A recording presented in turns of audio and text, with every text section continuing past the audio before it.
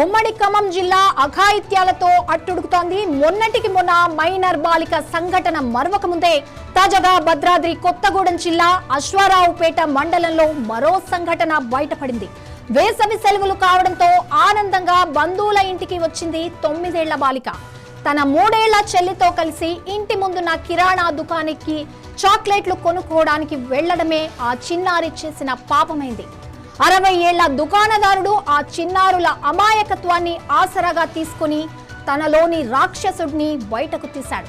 Cool drink ఇప్పిస్తానని ఆశ పెట్టి 9 ఏళ్ల పాపను దుకాణం వెనుకున్న చీకటి గదిలోకి లాక్కెళ్లి అత్యంత దారుణంగా అత్యాచార యత్నానికి ఒడిగట్టాడు. అయితే తన అక్క లోపల ఇబ్బంది ఉండడాన్ని చూసిన 3 ఏళ్ల చెల్లెలు భయంతో వణికిపోతూ పరుగున ఇంటికెళ్లి కుటుంబ సభ్యులకు విషయం చెప్పింది. ఆ పసిపాప చూపిన ధైర్యం, సమయస్ఫూర్తే తన అక్కను కాపాడింది.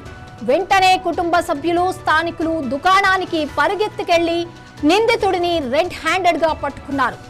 ఆగ్రహంతో ఊగిపోయిన గ్రామస్తులు అతడికి అక్కడికక్కడే దేహశుద్ధి చేశారు.